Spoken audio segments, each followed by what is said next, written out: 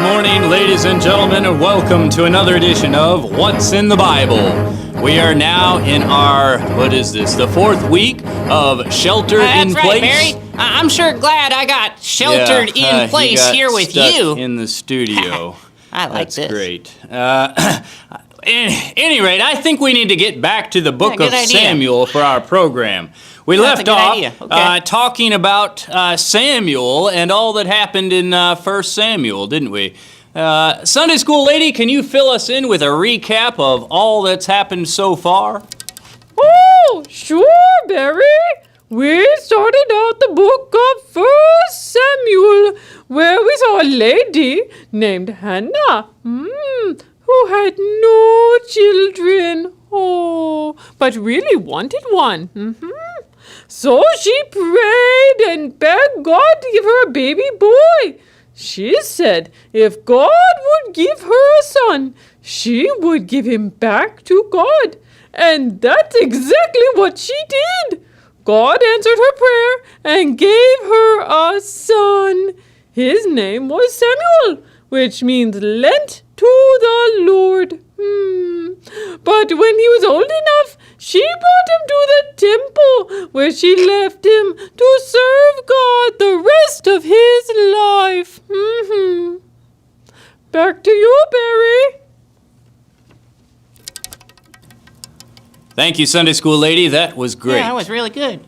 Ladies and gentlemen, now we're going to go to a live interview that our on-scene reporter, Rose, has done with the man Eli. Who's Eli? Well, Eli is the priest in the temple at the time of Samuel. Oh, okay. Roll that beautiful footage. Hello, everyone, and thank you for joining us. I have here with me a very important man.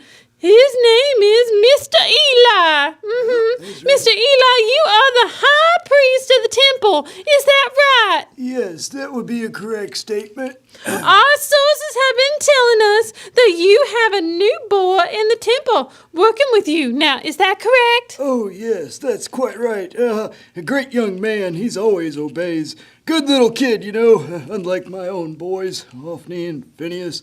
Oh, those boys are troublemakers. No wonder the Lord hasn't spoken to us for so many years. You know, but that boy, wow, that boy is something else. Everybody likes him, you know. And what is his name? Oh, I'm sorry. Forgive me. I meant to tell you. His name is Samuel. Yep, a good little boy. I really like that boy. You know, it's through Samuel that the Lord spoke to us. Yep. Did you know that? Did you know God spoke to Samuel? Yep, he sure So did. how is it that God spoke to Samuel and not to you directly as a high priest? Well, that's kind of complicated. At any rate, well, let me just tell you the story of how it happened, okay? Let's see, it was late that night. I remember it well. I was sound asleep. And then all of a sudden, Samuel came bursting into the room. About had a heart attack. And at any rate, once I recovered, he said, "Here," what was it he said again? Oh yeah, "Here am I, for thou callest me." Well, I said to him, "I didn't call you. Go back to bed." And then it happened again, just like the last time. Right after I'd fallen asleep, he bursts in the room and says, "Here I am, for thou callest me." Oh, well, after I recovered from my mild heart attack, I told him that I hadn't called him. Go back to bed. And you know, it wasn't until the third time that it finally dawned on me. It was the Lord calling Samuel. Yep, that's what it was. It was the Lord calling the child. Good little boy. So what did you tell him? Oh, well, I told Samuel that when the next time the Lord called him, he was to say to the Lord, "Speak, Lord, for thy servant heareth." Yep, that's exactly what he did And there. what did God tell him? Oh, boy, what did God tell him? He told him all kinds of stuff. Unfortunately, it wasn't very good news, especially for me.